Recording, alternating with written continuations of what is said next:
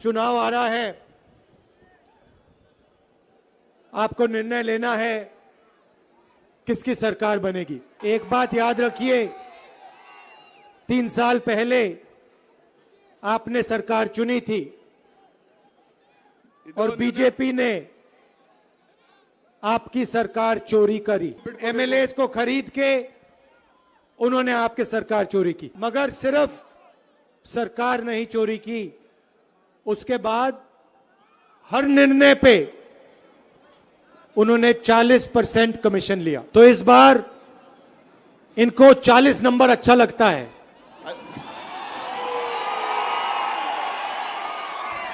तीन साल इन्होंने आपको 40 नंबर याद दिलाया। इस चुनाव में आप उनको 40 नंबर की याद दिलाना।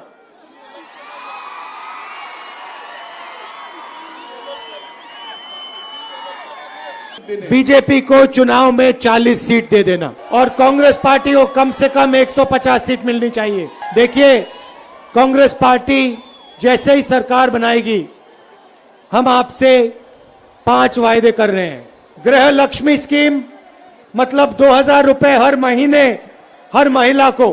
गृह ज्योति स्कीम, 200 यूनिट बिजली के मुफ्त में हर महीने।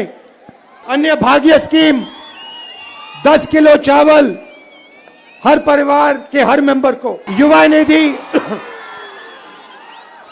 हर युवा को 2 साल के लिए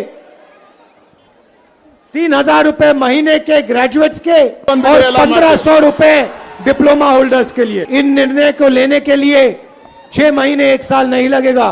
ये पहले दिन पहली कैबिनेट मीटिंग में निर्णय होगा। ये है 4 वायदे। 5वां वायदा कि महिला को पब्लिक ट्रांसपोर्ट में जाने के लिए कोई पैसा नहीं देना पड़ेगा, फ्री में जाएंगी। ये हुए कर्नाटक सरकार के वायदे। भारत जोड़ो यात्रा में मैं यहां से निकला था और मैं यहां आपकी जो जीन्स की फैक्ट्रीज हैं उनको देखने आया था। मैंने अपनी आंखों से आपकी फैक्ट्री, आपके कारीगर अपनी आंखों से देखे और आपने अपनी मुश्किलें मुझे बताई। इसीलिए मैं आपसे एक वायदा करना चाहता हूं और ये कर्नाटक सरकार का वायदा नहीं है, ये मेरा वायदा है। और मेरा वायदा है कि बेल्लारी को हम जीन्स कैपिटल बनाएंगे और यहां पे एक जीन्स बनाने का पार्क, इंडस्ट्रियल पार्क हम बनाएंगे। क्योंकि मैं वो दिन देखना चाहता हूं जब पूरी दुनिया में जब कोई युवा जीन्स पहने,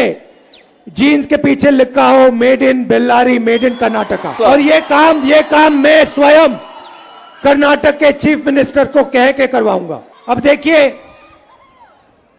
कर्नाटक में 40% का भ्रष्टाचार होता है और भ्रष्टाचार का सेंटर बेल्लारी था। शायद जितनी चोरी बेल्लारी में हुई है, जितनी चोरी बीजेपी ने बेल्लारी में की है, शायद कहीं और नहीं की। तो आपने सबसे ज्यादा नुकसान सहा है और इसीलिए मैं चाहता हूं कि अब बेल्लारी में बदलाव आए, सिर्फ चुनाव में नहीं मगर आप सबकी जिंदगी में। मैं आमतौर से ऐसे पर्सनल वायदे नहीं करता हूं, मगर मेरे में एक बात है, जो मैं कह देता हूं मैं कर देता हूं।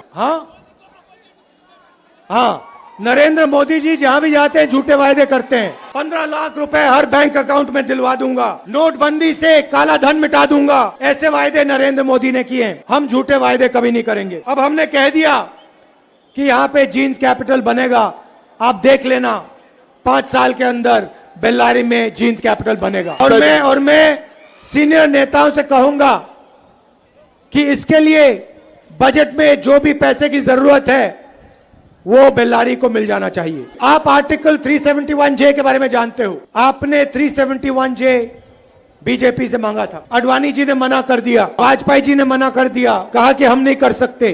जैसे ही हम सरकार में आए हमने कर दिया। हजारों स्टूडेंट्स को इसका फायदा मिला, 25,000 नई नौकरियां मिली और लाखों स्टूडेंट्स को मेडिकल कॉलेज, इंजीनियरिंग कॉलेज में भर्ती हुई। मगर बीजेपी 371J को इंप्लीमेंट नहीं कर रही है। 3000 करोड़ रुपए आपका है, उसमें से सिर्फ 12% इस्तेमाल किया गया है। 50,000 रोजगार वेकेंट पड़े हैं और कल्याण कर्नाटका रीजन डेवलपमेंट बोर्ड आज तक कॉन्स्टिट्यूट नहीं किया गया। हम आपका पैसा आपको दिलवा देंगे और जो 50,000 नौकरियां हैं वो भी आपको आपके हवाले कर देंगे, क्योंकि हम जो कहते हैं हम करते हैं। अगली बार मैं बेल्लारी आऊंगा तो आपका नहीं देखो, अगली बार आऊंगा तो यहां पे आपका जो जीन्स सेंटर होगा उसका इनॉग्रेशन होगा। ये मेरी गारंटी है। और सुन लीजिए, बेल्लारी के अपैरल पार्क के लिए जीन्स बनाने के लिए 5,000 करोड़ रुपए हम देने वाले हैं। बीजेपी के एमएलए ने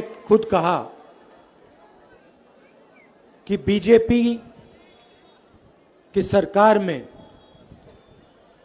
सीएम का पोस्ट 2,500 करोड़ रुपए में खरीदा जा सकता है। कॉन्ट्रैक्टर एसोसिएशन ने प्रधानमंत्री को चिट्ठी लिखी और कहा कि आपकी सरकार कर्नाटक में हर निर्णय के लिए 40% लेती है। प्रधानमंत्री ने कोई जवाब नहीं दिया। कर्नाटक की सरकार हिंदुस्तान की सबसे भ्रष्ट सरकार है, पता नहीं देश की या दुनिया की, इसीलिए इस सरकार को यहां से हटाना है। कांग्रेस पार्टी की सरकार यहां पे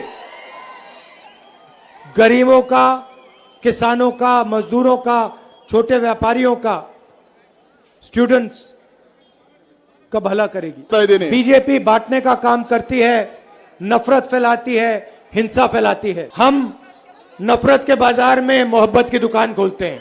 और ये हिंदुस्तान का इतिहास है, कर्नाटक का इतिहास है। ये बसवना जी ने और आपके बाकी महापुरुषों ने कहा था, और उनके रास्ते पर कांग्रेस पार्टी चलती और चलती रहेगी। आप दूर दूर से आए, बारिश में आपने मेरी बात सुनी, इसके लिए आप सबको दिल से धन्यवाद। नमस्कार, जय हिंद।